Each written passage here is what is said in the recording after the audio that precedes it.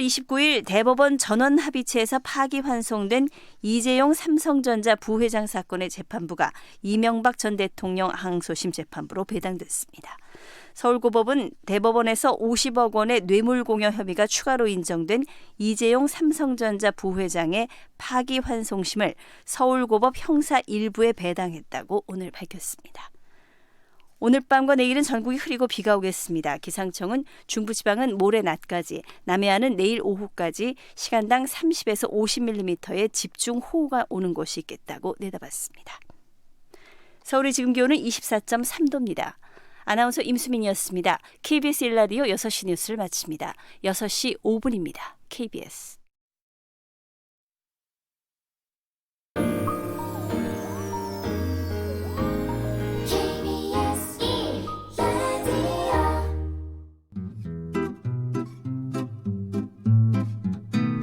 김용민 라이브 애청자 여러분 안녕하십니까? 저희가 성대모사 고수를 찾고 있습니다. 목리를 부려서라도 꼭 찾아야 합니다. 내가 성대모사 고수다 하는 분들 바로 신청하십시오. 오호, 그런데 말이야, 이거 어떻게 신청하는 거야? 본인이 꼭 도전하겠어. 네, 전국에 숨어있는 성대모사 고수들 카카오톡 플러스 친구에서 김용민 라이브 검색한 다음 그 다음 성대모사 도전이라고 쓴 다음 이름과 전화번호를 남겨주시면 됩니다. 무능하고 부패한 성대모사는 가라.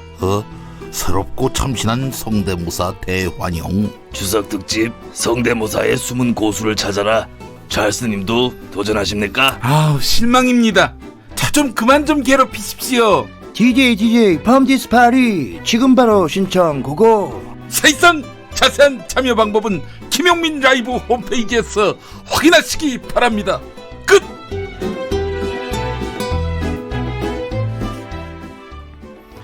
김용민 라이브 2부 문을 열었습니다. 자, 1부부터 듣지 못하신 분들은 저희 팟캐스트 김용민 라이브 찾으셔가지고 올라간 1부 파일 들어주시면 감사하겠습니다. 오늘도 너무 재밌었어요. 예, 대단한 빅잼이 아니었습니까? 어떤 측면이요? 그렇다고 얘기해주면 좀 어디 덧납니까? 그렇습니다. 김수민 씨. 그렇습니다. 네, 그래요. 폭발했지 않습니까? 그렇습니다. 네. 깜짝 놀랐어요. 아, 그래요. 선생님, 이런 방송이 다 있을 수 있는 그런 놀라움을 우리가 공유하고 있습니다. 자, 6시 첫 뉴스. 첫 뉴스. 우리 오창석 평론가. 홍콩 송환법이 폐기될 예정이다. 이 관련한 소식. 사우스 차이나 모닝포스트 신문이 또 그렇게 예고 보도를 냈었어요. 그렇습니다. 뭐 당연히 첫 번째 뉴스로 나올 줄 알았는데 안 나왔고요. 자, 김수인 평론가, 여야가 조국 후보자 청문회 일정에 합의했다. 아, 이게 맞췄어요. 네. 어떻게 이게 맞힐 수가 있습니까? 아, 이건 뭐 특별히 자랑하고 싶지는 않습니다. 아, 그래요? 너무 뻔하게 예측된 거라서. 아니, 그러면 이제 오창석 씨는 뭐가 되는 거예요? 한번 꼬았더니 뭐 한 번 꼬았더니 한 번도 맞힌 적이 없어요. 반성 좀 하세요. 좀. 아, 진짜. 알겠습니다. 자, 이렇게 해서 2부의 문을 열었습니다. 김용민 라이브. 여러분, 생방송 현장을 영상으로도 보실 수 있습니다. 유튜브 KBS 1라디오 계정으로 즐겨주시기 바랍니다. 미세 뉴스 보세 계속 이어갈 텐데요. 김수민 평론가, 오창석 평론가와 함께하겠습니다. 지금 자유한국당의 의원들이 증인 채택과 관련해서 그 여야 원내대표, 그러니까 더불어민주당과 자유한국당 원내대표는 증인 없이 조국 후보자만 불러서 청문회 열기로 했는데 자유한국당 법사위원들이 지금 반발하고 있는 것 같아요. 네, 그렇습니다. 끝까지 쉽게 되지 않는군요. 네. 어떻게 여기서 합의를 못 보면 어떻게 되는 겁니까? 또 청문회가 또 뭐 무산되는 것은 아닌지 하는. 그럼 국민들이 정말 참지 못할 것 같아요. 노딜 국획 시트가 되는 거죠. 노딜 국획 시트. 그래요.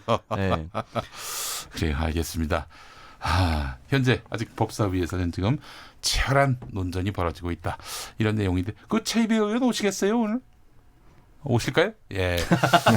이따 실시간. 다음 순서로 나오셔야 되는데 네. 대기 중이시라고 네. 감사합니다. 그 고맙습니다. 속보가 나와서 그런데 저도 속보 하나 말씀드리면 예, 예. 저희가 일부에서 전해드렸던 동양대 총장이 나는 총장상을 발급한 적이 없다라는 기사 네. 이 속보가 나왔는데요. 예. 정정보도 요청을 했습니다. 뭐라고? 나는 기억이 나지 않는다라고 답변을 했는데 이거를 내가 해준 적이 없다라고 단정 보도가 나와서 유감이다. 아 중앙일보가 서울신문을 통해서 여러 언론을 통해서 지금 확산이 되고 있는데요. 일단 정정보도 요청을 했다라는 점 알려드리도록 하겠습니다. 알겠습니다. 자, 그래요. 알겠습니다. 자, 퀴즈 문제를 내도록 하겠습니다. 예, 퀴즈.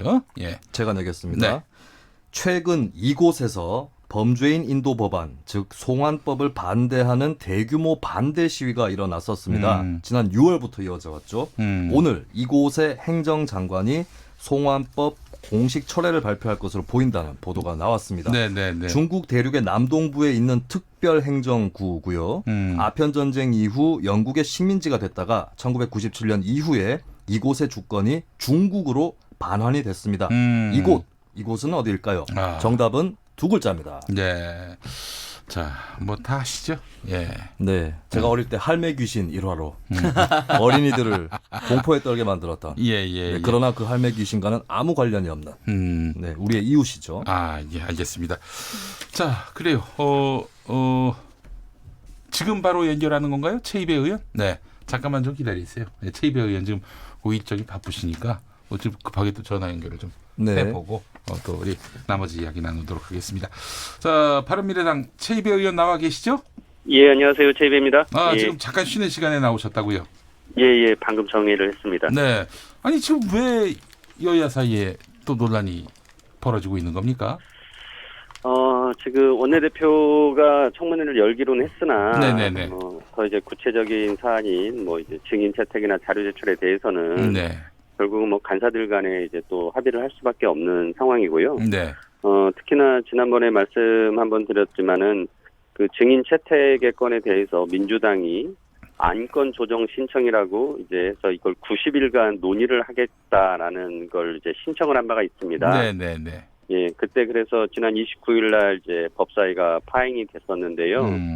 오늘 또 다시 이제 민주당은 그거를 철회하지 않겠다. 그리고 한국당은 그걸 먼저 철회를 해달라라고 서로 공방을 벌였고요. 네. 제가 솔직히 증인을 채택을 해도 지금 안 나올 수 있는 상황이기 때문에 이게 무의미한 논쟁입니다. 네. 안건 조정 신청을 철회를 하냐 안 하느냐가 그래서 제가 그 부분에 대해서 강력하게 좀 항의를 했고 예. 민주당에 좀 책임 있게 이런 부분들은 좀 양보를 해라라고 해서 일단 지금 당장 그 부분은 민주당이 수용을 해서 이제 철회를 했습니다. 네, 그래서 네, 이제 네. 법사위가 다시 방금 5분 전에 다시 정상적으로 열려서 네. 이제 그 인사 청문회 일정을 잡는 걸 논의하려고 했는데 예. 다시 또 이제 그 한국당에서는 이 법사위의 그 인사청문회에서 증인을 그래도 채택은 해야 되니까 증인에 대해서 한꺼번에 의결을 하자라는 취지로 이제 진행을 하니까 또 민주당에서는 그 부분에서 반대하는 또 입장을 겪으면서 지금 정회를 한 상황입니다. 증인을 만약에 부른다고 할 경우 닷새 전에는 해야 된다는 건데 맞습니다. 만약에 증인을 부르기로 뜻을 모은다면은 닷새 뒤에 청문회 하자는 얘기예요? 아니면은 아니요, 그건 아니고요. 네. 이제 일종의 신사 협정이죠. 이렇게 여야가 합의해서 증인을 채택을 했으니까 비록 이제 반드시 나올 의무는 없지만 네. 좀 여당이 좀 나오게끔 잘 이렇게 설득을 해서 최대한 좀 인사청문회가 정상적으로 열릴 수 있게 해달라라는 취지로 이제 지금 야당 입장에서는 부탁을 드리는 거고요. 네. 근데 이제 그러함에도 불구하고 지금 굉장히 민주당은 증인 채택에 대해서 민감하게 또 반응을 하면서 그 부분에 대해서 그 합의를 다시 좀 하자라는 그런 이제 얘기가 나와서 네. 지금 정의를 하고 여야 간 간사들이 지금 협의를 하고 있는 상황입니다. 네. 오신환 원내대표는 인사청문회 참석 안 하겠다고 했어요. 예, 오신환 원내대표가 오늘 오전에 이제 이 인사청문회 합의를 그 일정 합의하는 것에 대해서 이제 원내대표 간 그 합의할 때 갔다가 결국은 이런 식으로 뭐 매일매일 상황이 바뀌지 않습니까? 그리고 네. 시간으로 서로 막 입장이 바뀌니까 이게 네. 진짜 정말 둘 다 뜻이 없다. 이거는 음. 인사청문회를 할 생각이 없는 거고 특히나 또 민주당이 그 인사청문회를 열지 않고 기자간담회를 열면서 결국 이제 굉장히 국회의 권한을 스스로 무력화시킨 그런 것에 대해서 이제 항의하는 입장에서 네. 더 이상 그 협상할 때 들어가지 않겠다라고 선언을 했고요. 네. 이제 그 과정에서 민주당하고 한국당 두 당만 이제 협의를 한 거죠. 그 최이배 이제 의원께서는 어떻게 예. 인사청문회 하십니까 안 하십니까? 예, 저는 뭐 그럼에도 불구하고 인사청문회에 반드시 참여를 해서 국민들이 그 궁금한 부분에 대해서는 또 분명히 또 해소를 해야 된다고 생각을 하고요. 네네. 그걸 통해서 그 어떻게 보면 국회가 가지고 있는 국민이 준 권한을 제대로 행사하는 게 맞다라고 생각합니다. 그러니까 네네. 앞서 말씀드린 이제 민주당이 연 그 조국 후보자의 기자간담회가 국회의 스스로의 그 권한을 무력화시킨 굉장히 잘못된 최악의 이제 그 선례를 남긴 것이기 때문에 그것을 그 수정하는 차원에서라도 저는 인사청문회가 반드시 열려서 예. 열려야 되고 저게 참석해야 된다고 생각합니다. 증인 채택 문제로 여야가 지금 견해차를 드러내고 있는데 만약에 이게 합의가 안 되면은 청문회가 또 무산되거나 하는 일은 없을까요? 지금 상황은 불투명합니다. 아, 예. 무산될 수도 있어요, 그럼? 지금 여야간 또 합의가 안 되면 제가 보기에는 한국당과 민주당에서 뭐 솔직히 저는 이런 생각입니다. 그러니까 서로 그 인사청문회를 열지 않기 위한 명분을 찾기 위해서 서로 지금 계속 양보 없이 사사건건 부딪히고 있다라고 생각을 하고요. 네. 지금 마지막 허들인 이 부분도 뭐 넘어가지 못할 수도 있다라는 생각이 듭니다. 아, 무산될 수도 있다 이 말씀이에요. 네. 알겠습니다. 최이배 의원님 지난주에 저희 김용민 라이브 나오셨잖아요. 네. 그때는 좀 더 지켜봐야 되겠다라고 이제 유보적인 입장을 밝히셨는데 일주일 지났습니다. 또 많은 언론의 의혹 보도도 있었고 예. 조국 후보자의 기자간담회도 있었습니다. 어떻습니까? 예. 조국 후보자 현재 상태로 봤을 때 뭐 아직은 인사청문회 절차가 남아 있습니다만은 적격 현재로서는 뭐 그렇게 부적격이라고 보긴 어렵다라는 입장이신지 아니면 그때 당시엔 그랬는데요. 네. 뭐 점점 일주일 사이에 나오는 여러 가지 의혹들이나 그리고 솔직히 그 기자간담회를 했지만은 네. 그런 의혹들이 뭐 저는 이렇게 명확하게 그 해소된 부분은 하나도 없다고 생각합니다. 그리고 네, 네. 추가적인 의혹들은 계속 나오고 있고요. 그래서 좀 더 이제 뭐 지난주에 비한다면 더 부정적인 입장이 더 기울어진다고 생각하고 있습니다. 그럼 부적격이다 이렇게 보시나요? 지금 상황은 그렇습니다. 아, 그래요. 알겠습니다. 사모펀드 관련해서 어떻습니까? 그 전문가시니까 규명해야 될 것들이 많이 있다고 보세요? 조국 후보자가 직접적인 관여된지는 더 수사를 해서 밝혀야 되겠지만은 일단 그 펀드의 운영을 했던 그 펀드의 대표나 그다음에 그 조국 후보자의 오촌 조카라는 분 등은 네. 굉장히 좀 부적절한 그런 그 회사 그 펀드 운영이 있지 않았나 여러 가지 그 언론에 나온 내용들을 본다면 예. 그래서 충분히 불법행위의 가능성이 있다라는 의심이 들고 있습니다. 조국 후보자도 여기 불법에 가담했다고 보시는 건가요? 아니면 아니 뭐 그거는 이제 수사를 해봐야죠. 뭐 거기까지는 아닌데 그냥 그 회사 펀드 운용사에만을 보고 봤을 때는 두고 보면 문제가 있지 않았나라는 의심이 듭니다. 네, 알겠습니다. 자, 최이배 의원님 오늘 바쁘신데 연결해 주셔서 예. 감사합니다. 네. 고맙습니다. 바른미래당 최이배 의원, 국회 법사위 위원이고요. 인사청문위원입니다. 자, 그래요. 뭐 코너를 하려다가 갑자기 최이배 의원 인터뷰를 하게 됐습니다. 두 분께는 뭐 신뢰를 했습니다. 네. 아, 우리 제 의원 목소리 들어서 반가웠습니다. 나 손 대표입니다. 그래요. 뭐 두 분 뭐 아쉬운 게 있으면 국회의원 되시든가. 예. 네. 아, 그렇지 않습니다. 시간도 좀 예. 네, 저희가 해야 될 시간이 줄어들었고. 자, 알겠습니다. 아니 뭐 뉴스도 하나 안 듣고 민해 한 수, 석의 한 수? 시간이 다 됐나 봐요.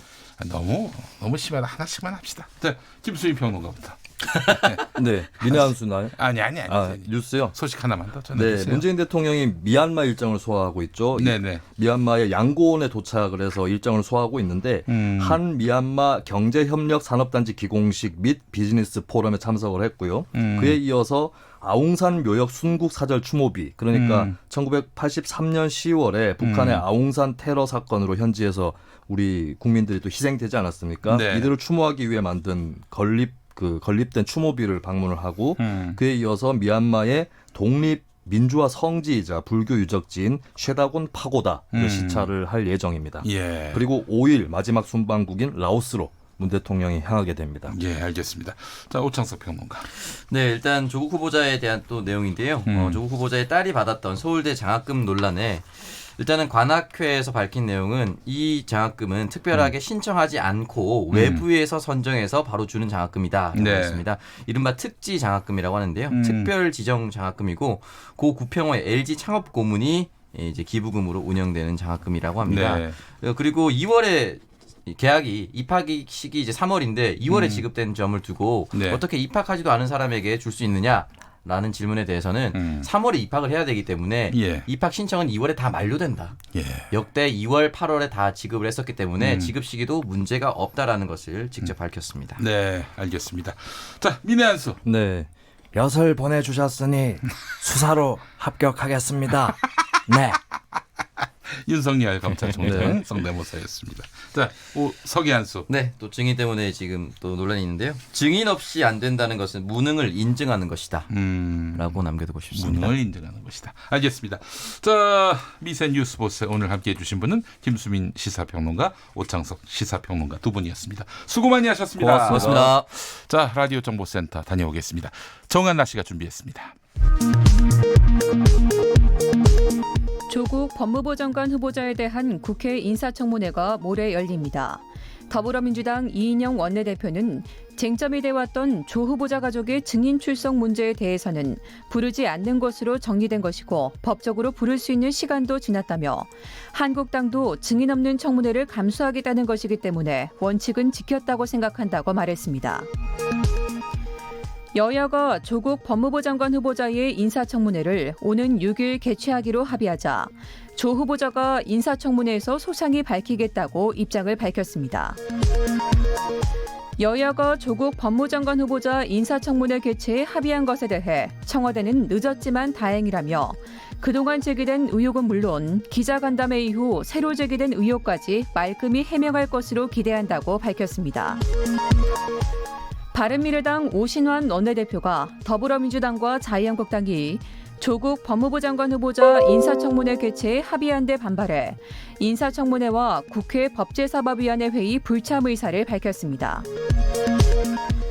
조국 법무부 장관 후보자 딸이 고등학교 재학 중 제1저자로 이름을 올린 의학 논문과 관련해 책임 저자인 단국대 장영표 교수가 대한병리학회에 소명자료 제출 기한 연장을 요청했습니다. 지금까지 정보센터 뉴스였습니다.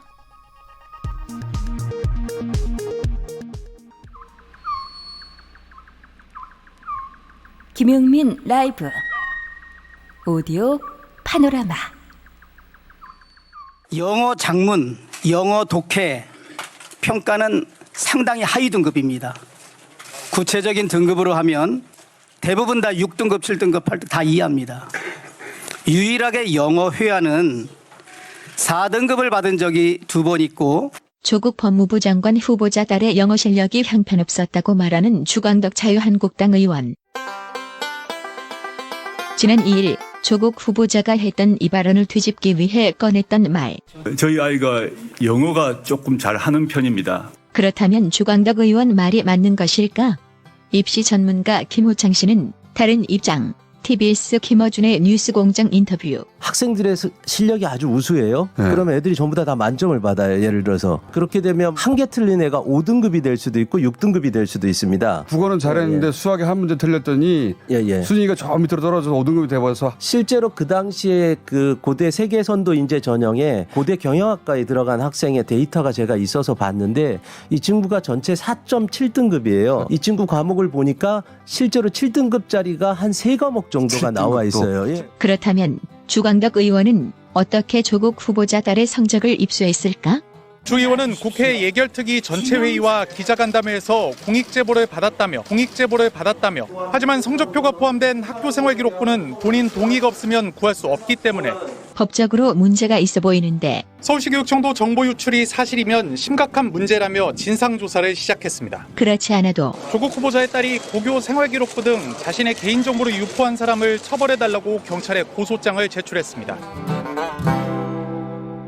주광덕 의원, 법무부 장관 후보자 자녀에 대한 검증은 이번이 처음은 아니었는데 2017년 6월에는 안경환 당시 법무부 장관 후보자 아들이 고등학생 시절 성폭력을 저질렀다고 폭로한 바 있었고 나갔던 친구들한테 콘돔을 사서 가져오라고 얘기를 했답니다. 그 부분은 그 여학생 개인이 너무 고통스러워하고 동의하지 않기 때문에 제가 말씀을 드리지 않겠는데 그것보다 더 참혹한 성폭력이 있고 그 아이가 대학 입시를 앞두고 그렇게 고통하고 신음스러워 했는데도 학교는 아무런 조치를 취하지 않았습니다. 이 사건이 벌어진 곳은 자유령 사립고인 하나고등학교. 폭로한 사람은 훗날 하나고 비리를 세상에 고발한 전경원 교사. 그의 발언은 이러했는데 2015년 8월 26일 서울시의회. 그랬더니 CC카메라 돌려봤는데 실제 그런 일이 있었습니다. 문제가 돼서 징계위원회 회부했습니다. 절차대로 들어갔던 선생님들 다 권고전학 보내야 된다. 학교에서 이런 일이 있으면 안 된다 했습니다. 그 학생 권고전학 안 됐습니다. 마지막 단계에서. 그 학생 아버님도 사회지도층 인사입니다. 편지 한 통 보냈다는 얘기는 들었습니다. 2017년 6월 당시 SBS 라디오에서 김용민이 전경원 교사에게 물어봤는데 성폭력 가해자가 안경환 아들이냐고 문자로 돌아온 답은 아닙니다. 가해자는 다른 학생이었습니다.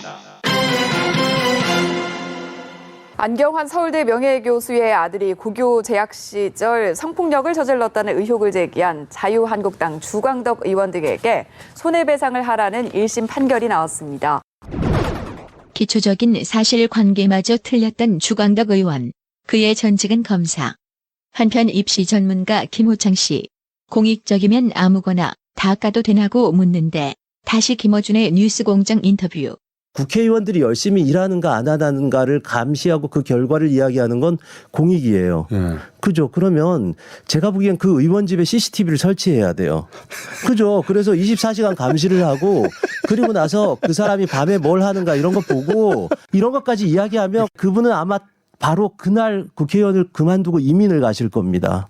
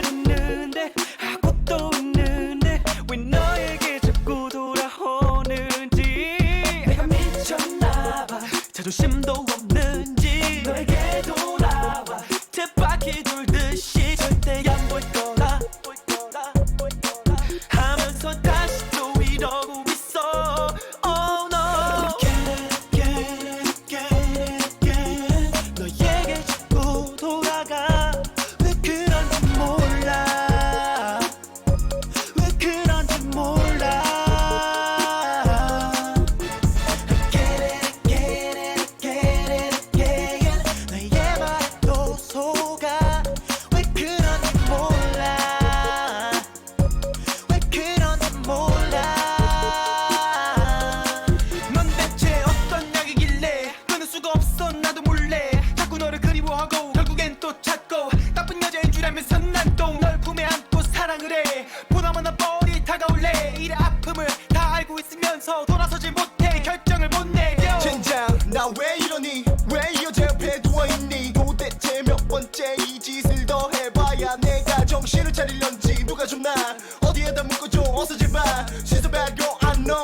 But here I go again, oh no. 너에게 자꾸 돌아가. 네, 2PM의 Again and Again 듣고 오셨습니다. KBS 1라디오 김용민 라이브 6시 29분 43초 막 지났습니다. 9406번 쓰시는 분, 7번 국도에서 강릉 1터널 안에는 다른 방송사 프로그램은 잘 잡히는데 KBS 라디오만 잡음만 잡히면서 안 들립니다. 그럴 리가 있을까요? 그 강릉 1터널. 예전에 그 동해고속도로 그 1터널 말씀하시는 거 아닙니까? 강릉 1터널이면은 그곳일 텐데, 강릉 1터널이란 이름을 갖고 있는 터널은 거긴데, 그 정동진 쪽에 그 정동진 근방에 있는 괴방산, 거기서 KBS 강릉 1라디오가 송출되고 있습니다. 괴방산에서 쏘고 있는데요. 그 주파수 이걸로 쓰시나요? 98.95 3kW로 쏘고 있는데, 아니에요. 너무 그 괴방산 송신소하고 가깝기 때문에 글쎄 이거 뭐 터널 안에서도 잘 들리실 텐데요. 예, 98.9로 맞추셔서 듣고 계시는지 궁금한데요. 예, 알겠습니다. 하여튼 강릉 1터널 잘 안 들린다고 하니까요. 한국도로공사 쪽에서 관심을 좀 가져주시면 감사하겠습니다. 자, 그래요. 오늘 또 퀴즈 정답 보내주신 분들 많이 계신데 지금부터 또 만나보도록 하겠습니다. 뒤에 콩으로 끝난다고 그랬는데 1202번 쓰시는 분 킹콩. 자, 그리고 K캔님 정답 구미. 구미가 왜 나오죠? 예. 자, 그리고 51083 이렇게 시작하는 닉네임 갖고 계신 분 정답 마카오. 저희 가족이 일요일에 마카오 여행 갑니다. 잘 쉬고 올게요. 네, 잘 다녀오십시오. 네, 그리고 0140번 쓰시는 분, 헐, 홍콩 비행기표를 한 달을 고민하다가 오늘 위약금 물고 취소했는데 송환법 해결이라니요. 에이, 해결돼서 좋은 거죠. 예. 아이고, 또 이 위약금도 만만치 않을 텐데. 아유, 안 됐습니다. 이거라도 좀 위로를 받으시기 바라겠습니다. 자, 그리고 0545번 쓰시는 분, 홍콩 이번에도 안 뽑아주시면 김용민 씨 송환시키고 김수민, 오창석 두 분이 진행하도록 국민 청원하겠습니다. 걔네들이 한번 해보라고 그러자고 되나? 웃음만 나옵니다. 예, 아유, 그림이 그려지나요? 두 사람이 진행하고 이 방송이 과연 가능할까 싶습니다. 예, 자, 8362만 쓰시는 분 정답 홍콩. 여기는 익산입니다. 전라북도 익산입니다. 날마다 김용민 방송 잘 듣고 있습니다. 뿌잉뿌잉 말씀하셨습니다. 고맙습니다. 자, 그리고 K75216741번 쓰시는 분 정답 홍준표. 홍준표가 왜 나오죠? 예. 자, 그리고 최영택님 성령. 예, 그렇습니다. 아유, 재밌는 오답도 많이 있었습니다. 자, 1246번 쓰시는 분 의견 보내셨어요. 아베의 올림픽 우길기 사용을 보니 나치의 광기를 올림픽에 이용했던 히틀러가 생각이 납니다. 이런 올림픽에 우리가 참가를 해야 되는지 근본적인 회의감이 드네요. 예, 여러분 생각은 어떠신지 모르겠습니다. 정답 맞히신 분들 중에서 저희가 몇 분 골라가지고 모바일 커피 쿠폰 보내드리도록 하겠습니다. 내일도 많은 분들의 참여를 바라겠습니다. 203번 쓰시는 분, 김용민 씨 홍콩 가서 방송하면 안 되나요? 라고 하셨습니다. 아이고, 만약에 홍콩 가서 방송하면 수신료로 운영되는 방송에서 돈을 허투루 썼다 또 이런 얘기 나오면은 어떡합니까? 국정감사철이 다가오고 있는데 말이죠. 네, 불가능한 얘기입니다. 여러분의 수신료 한 푼, 네, 아끼지 않고 한 푼 아끼고 한 푼이라도 아끼고 저희가 방송을 하고 있습니다. 이 진심을 알아주시면 감사하겠습니다. 교통정보센터 다녀와 보겠습니다. 오수미 씨. 네, 이 시각 교통정보입니다. 오늘 기상 여건이 좋지 못하다 보니까 퇴근길 도로 상황에도 어려움이 따릅니다. 먼저 서울 외곽고속도로 일산에서 판교 방면 수리터널 1차로에서 추돌사고가 났습니다. 이 영향으로 조남 분기점부터 3본까지 5km 정체고요. 이 전으로는 노우지 분기점을 지나 송내까지 차들이 많아서 10km나 밀리고 있습니다. 반대 방면으로는 판교에서 청계터널, 시흥에서 송내, 김포에서 자유로까지 차간거리 좁혀 지나갑니다. 영동고속도로 강릉 쪽으로는 군자 요금소 부근 3차로와 갓길에 걸쳐 승용차 관련한 사고가 있었는데요. 여파로 속도 내기가 어렵고요. 이후 서안산 부근과 반월터널에서 부곡까지도 밀려 지납니다. 반대 인천 방면으로는 여주 휴게소 부근 3, 4차로에서 승용차 사고가 났고 처리 작업을 하면서 주변 혼잡하니까 잘 살펴서 이동을 하시기 바랍니다. 지금까지 KBS 교통정보센터였습니다.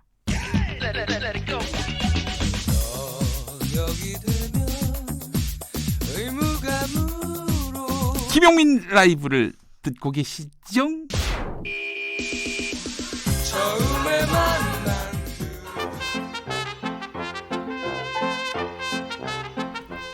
요즘 저작거리에서 떠도는 썰, SNS에 오르내리는 풍문을 모아서 풍성하게 이야기 나눠보겠습니다. 수다 최강자 양지열의 양, 이연경의 언, 양언 이설. 자, 양지열 변호사님, 이연경 위키트리 방송위원, 어서 오십시오. 네, 안녕하세요. 예, 아니야, 방송위원님. 하나는 님자 붙이고 하나는 또 안 붙이고. 괜찮습니다. 부적절해 보입니다. 아니, 저 변호사님이라고 했으니까 괜찮겠죠.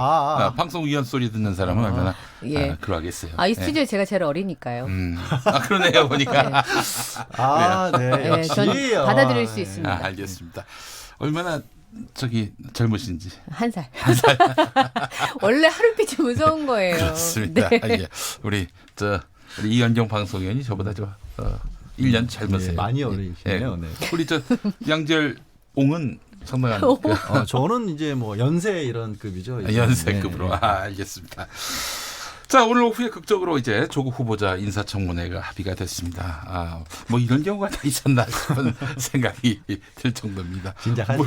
물어볼 거 다 물어본 것 같기도 하고 말이죠. 계속 반복된 질문이 나오는 걸로 봐서는 뭐 나름 또 알 수 없는 자유한국당의 한 방이 있지 않겠는가 또 이렇게 보는 분도 있고요. 근데 사실 이제 조국 후보 기자 간담회였죠. 조국 후보 기자 간담회도 그렇고 뭐 어제 자유한국당의 기자 간담회도 그렇고.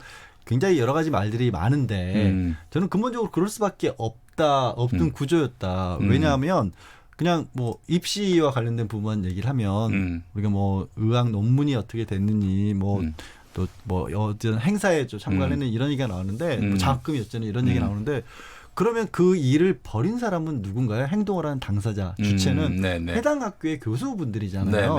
사실 그 교수분들의 얘기를 들어보지 않으면 어차피 답을 끝까지 알 수 있는 건 없는 상황이었어요. 그러니까 조국 후보가 나와도 정확히 알 수는 없고 자유한국당 의원분들 입장에서도 의혹은 던질 수 있지만 결국 국민들 입장에서는 아무것도 모르는 자리들이었거든요.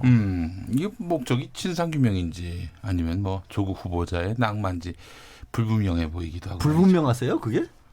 이거 방송에서 그렇게 얘기를 해야지. 그러면 분명하다고 그러면 알았어요. 연락이 와요. 심의실로. 예. 과학과 정치에 공통점이 있다면서요. 뭡니까? 누가 거짓말을 하는지 알 수 없다. 사실은 많은 국민들은 실체적 진실을 알고 싶은 상황인데 지금 상황에서 실체적 진실을 규명하는 건 검찰의 몫이거나 혹은 역사의 몫이 될 가능성이 굉장히 높은데요. 이럴 때일수록 정치인들의 태도 그리고 보여주는 것들이 국민들에게는 진실로 읽힐 수 있는 대목이었다 이런 생각이 듭니다. 그러니까 이번 주에 있었던 조국 후보자의 기자간담회는 우선 창조적 파괴인지 어떤 파괴인지 모르겠지만 파괴적으로 보였어요. 좋은 의미에서. 왜냐하면 지금까지는 보통 언론에서 검증이 아주 세게 들어가고 정치적 공방이 있으면 그냥 그 후보자가 굉장히 상처를 많이 입고 가족들에게 굉장히 미안한 가장으로 사라지는 경우가 많았었는데 그렇죠.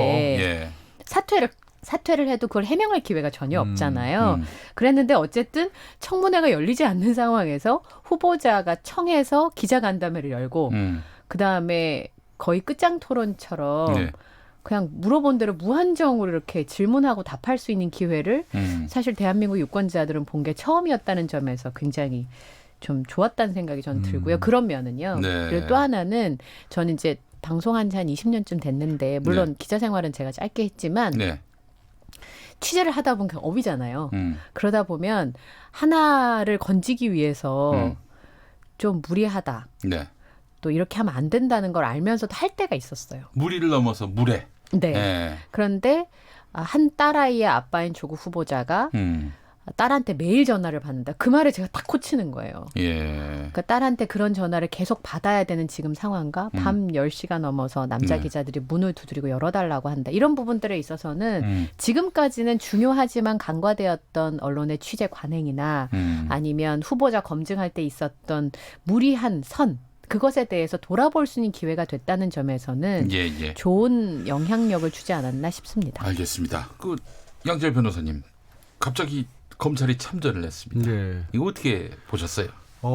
저는 이거 왜 그랬느니 이게 좋니 나쁘니라고 얘기를 많이 하지만 지금 어쨌든 검찰이 이렇게까지 강하게 들어온 거는 저는 좀 부정적인 효과가 좀 크다라는 생각이 들어요. 그러니까 검찰이 들어와서 기왕에 들어온 김에 저도 잘잘못을 분명히 가려줬으면 좋겠다라는 생각이 드는데 한계라는 게 있습니다. 뭐냐면 검찰은 형사처벌의 사항이 있는지 없는지를 찾아내는 게 목적이지 그렇죠. 어떤 도의적 문제라든가 모든 진실을 다 파헤치는 게 목적이 아니거든요.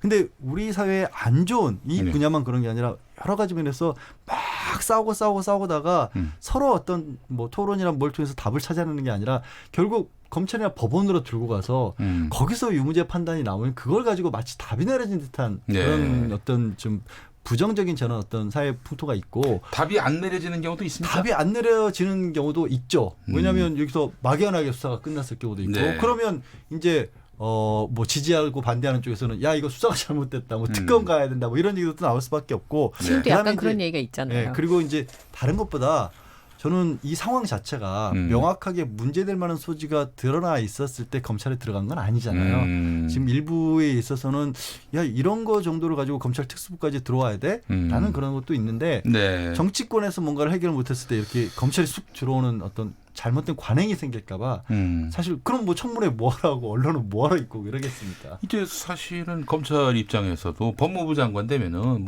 사실 검찰총장이 보고를 해야 되고 또 지시를 받는 그런 사이가 되는 건데 그러니까 임명되기 전에 진상을 파악할 건 최대한 파악해보자. 이런 취지도 있지 않았을까요? 그런 명분을 얘기하신 분도 있고 일정 부분은 저도 공감을 해요. 다만 그러면서 이제 검찰이라는 게 이렇게 하는 게 오히려 살아있는 권력에 대한 수사도 하라는 대통령의 취재도 맞고 검찰 독립하겠다는 검찰 개혁 취재도 맞지 않느냐.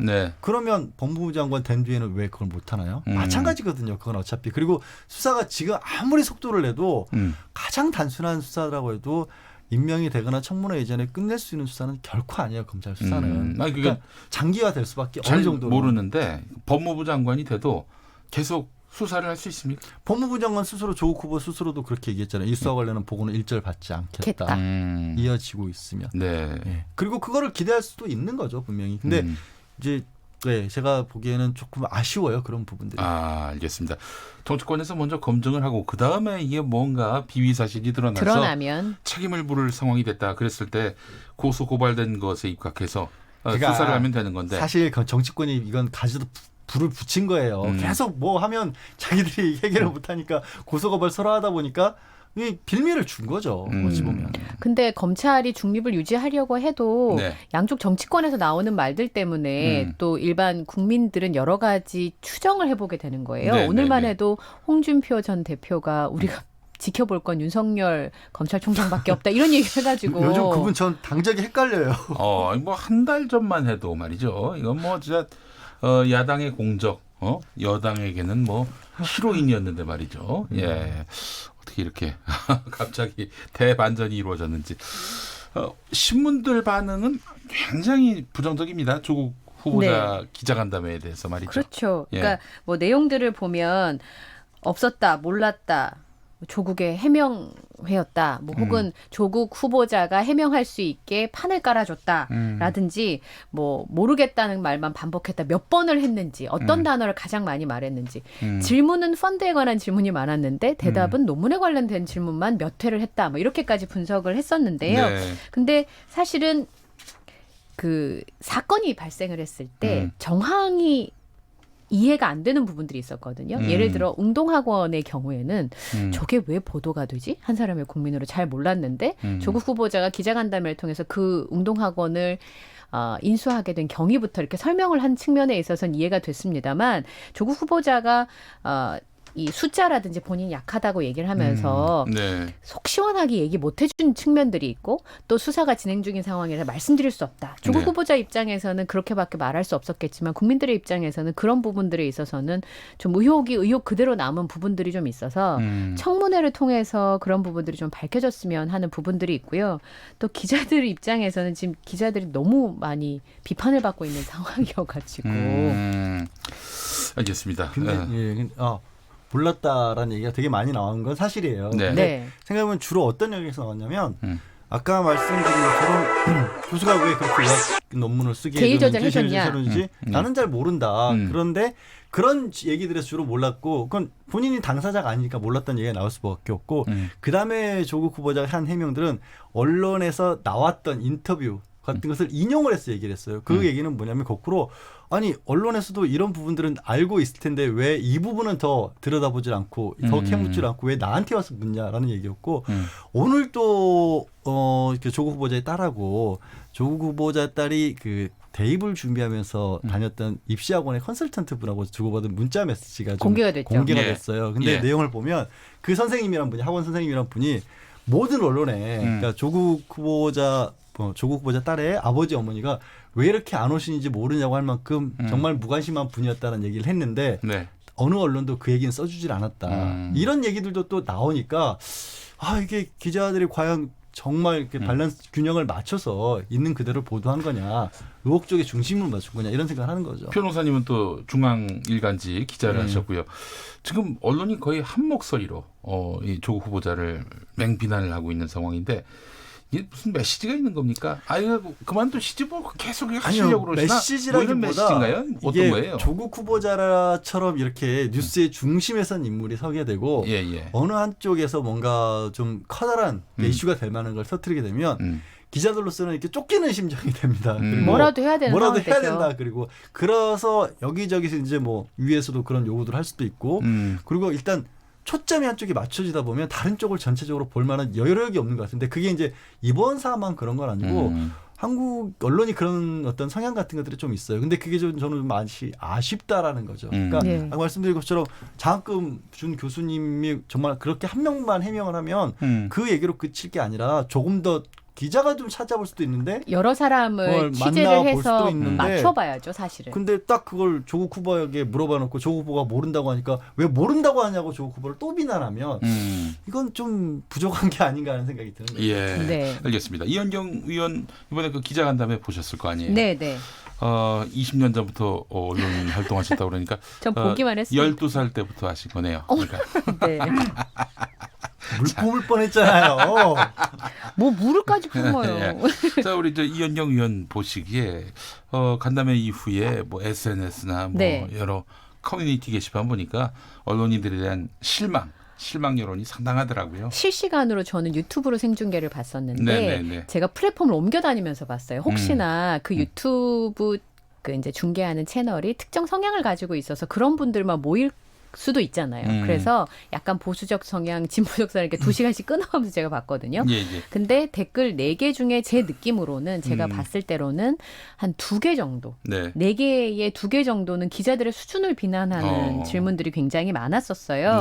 그래서 사실은 그런 좋은 기회에 해명을 하거나 취재를 할 수 있는 기회인데 기자들이 그걸 왜 못 살리느냐 이런 취지의 내용과 또 하나는 왜 똑같은 질문을 자꾸 도돌이표 하느냐라는 질문 2가지가 있었는데 저는 조금 설명을 드리자면 제가 오늘 거기 기자간담회 갔던 기자분한테 전화를 했어요.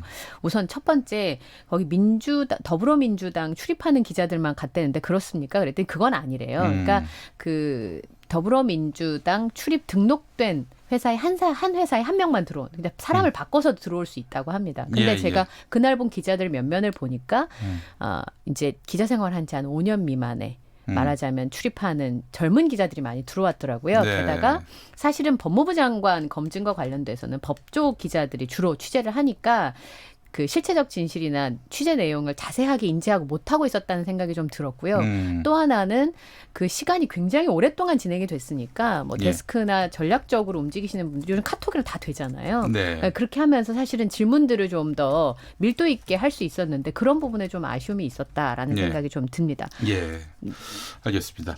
자, 방금 들어온 소식입니다. 캐리람 홍콩 행정장관이 송환법을 공식 철회하기로 선언했다는 로이터 통신 보도입니다. 사실상 죽었다라는 식으로 얘기만 했었죠. 네. 그러니까 네. 법적으로는 철회가 아니다라고 홍콩 시민들은 얘기를 했었는데 네. 공식 철회를 했네요. 완전 철회를 한 거니까 홍콩 민주화 운동이 뭐 성공했다라고 봐야 되겠죠. 아직은 아닙니까? 시민들이 원하는 것은 직접 선거를 원하고 있고 직접 선거. 간접 선거로 뽑힌 캐리람이 물러나는 것까지 원하고 있으니까요. 네. 직선제까지. 네. 예. 네, 홍콩의 중국화가 아니라 중국의 홍콩화를 원하는 건데 가능할는지는 좀 지켜봐야 될 것 같습니다. 알겠습니다. 자, 김석호님, 말과 행동이 다른 위선적인 면만으로도 공직자 자격이 없습니다. 조국 후보자에 대해서 하시는 말씀 같아요. 예, 이렇게 보시는 분도 있고, 뭐 다른 또 입장을 갖고 있는 분들도 있는데, 뭐 기자간담회 얘기 나온 김에 우리 양지열 변호사님, 그 일간지 기자 출신으로서 네. 본인이 기자 입장에서 질문을 했다면 어떻게 했을 것 같아요? 아니, 저는 그래요. 여러 가지 불리한 측면이 있었던 건 맞아요. 자기 취재했던 영역도 아니란 것도 맞고. 그럼 질문도 사실은 한꺼번에 하고 그러니까 처음에는 제 질문을 못 한다는 것도 있었는데 그렇게 해서 그냥 어떻게 보면은 좀 그렇다라고 두둔하기에는 그날 일반 그냥 국민들 입장에서 봤었을 때는 좀 많이 부족해 보였던 게 사실이었고 저도 좀 아쉬웠던 부분은 이런 거죠. 한 회사에서 한 번 질문을 하고 그다음에 말을 받아서 다시 재질문을 하고 이렇게 좀 파고 들어가야 되는 거를 해야 되는데 처음에는 사람이 많으니까 한 번씩밖에 기회를 안 줬어요. 그러면 예를 들어서 이현경 의원이 질문을 하면 그 질문을 듣고 그 대답을 듣고 다른 사람이 거기를 받아서 계속 이어갈 수 있어요. 그건 묵시적으로 약속이 안 됐더라도 기자 정도라면 취재력을 하는 데서 그건 기본이라고 할 수 있는데 약속이라는 듯이 각자 들고 있는 스마트폰에 미리 적어놨던 것만을 이렇게 읽는 모습이 좀 후배 기자님들한테 정말 죄송하지만 왜 저렇게밖에 못할까. 그리고 뭐라고 해도 사실 좀 변명의 여지가 없어 보이는 부분은 그날 조국 후보 혼자 앉아있는데 10시간이 넘는 기자간담회를 했어요. 계속 업데이트는 될 수 있었고 여기저기서 자료도 찾아볼 수 있었고 계속 그날 나온 얘기들을 취재할 수도 있었는데 제가 봤었을 때는 그러니까 기본 데이터가 부족하지 않았나. 그러니까 아까 어떤 한 방향이나 초점이라든가 혹시 큰 이슈가 나오니까 좀 의혹이 제기될 만한 것들을 많이 찾다 보니까 그 반대되는 부분도 같이 취재를 해놨으면 거기에 대해서 이런 반론이 나올 것도 예상할 수 있었는데 그걸 예상하고 질문을 준비해야 되죠. 그 반론에 대한 예상 질문까지는 아무도 준비를 못한 게 아닌가 생각이 드는 거예요. 보통은 제가 이제 어떤 사람을 취재하러 가면 그 사람이 과거에 했던 인터뷰를 딱 보고 거기 빈틈을 찾습니다. 왜냐하면 사람은 같은 내용을 반복하게 돼 있기 때문에 그런 부분에 있어서는 양질 변호사님 말씀에 전 동의를 하고요. 심지어 오늘 댓글 중에 이런 게 있었습니다. 이번은 조국 후보자의 검증의 시간이 아니라 언론의 검증의 시간이었다라는 댓글이 있었고 저는 이번에 언론사들이 갑작스러운 쪽지 시험을 본 게 아닌가. 갑작스러운 쪽지 시험.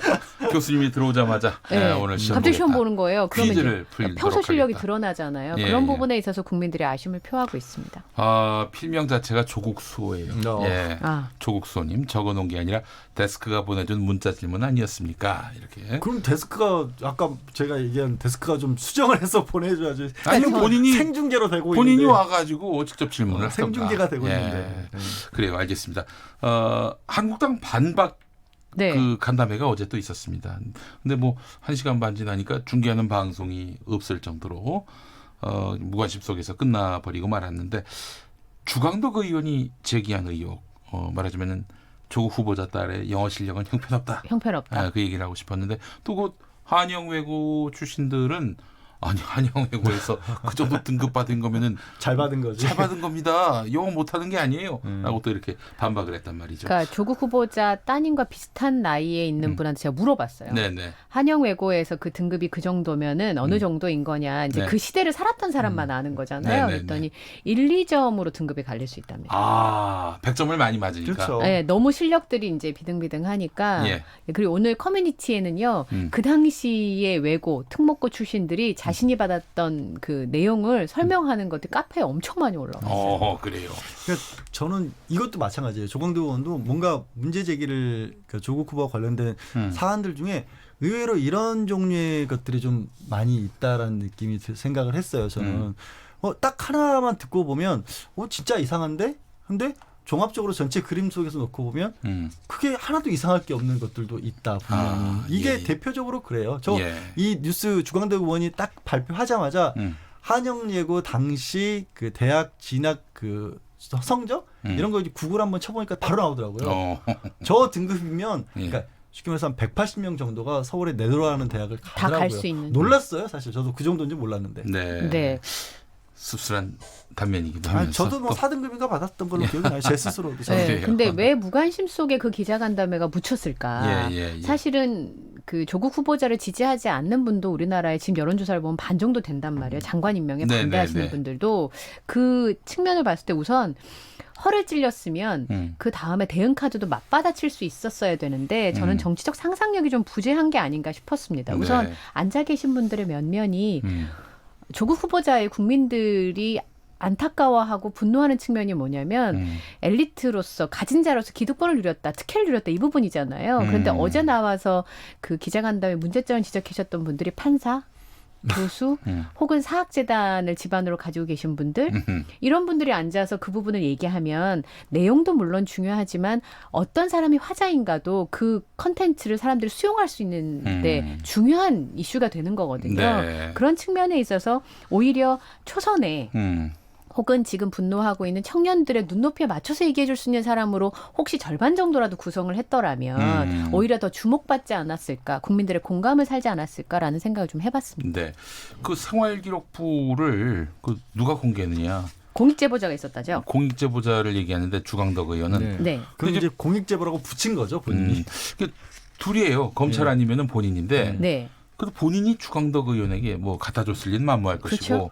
뭐 검찰이 줬을 것이라는 게 가장 합리적인 의심인데 검찰은 또 그런 적 없다고. 검찰은 아니라고 하고. 근데 해킹을 했다는 얘기는 또 아닐 테고.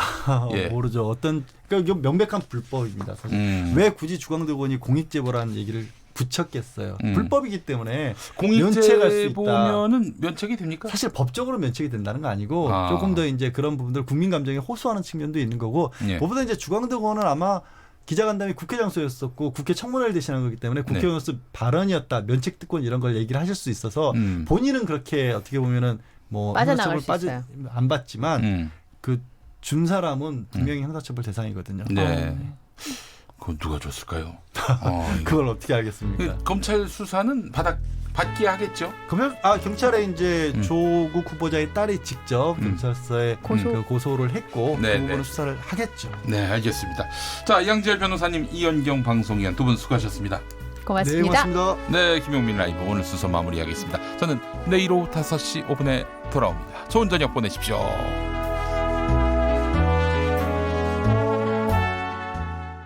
당신이 대한민국입니다.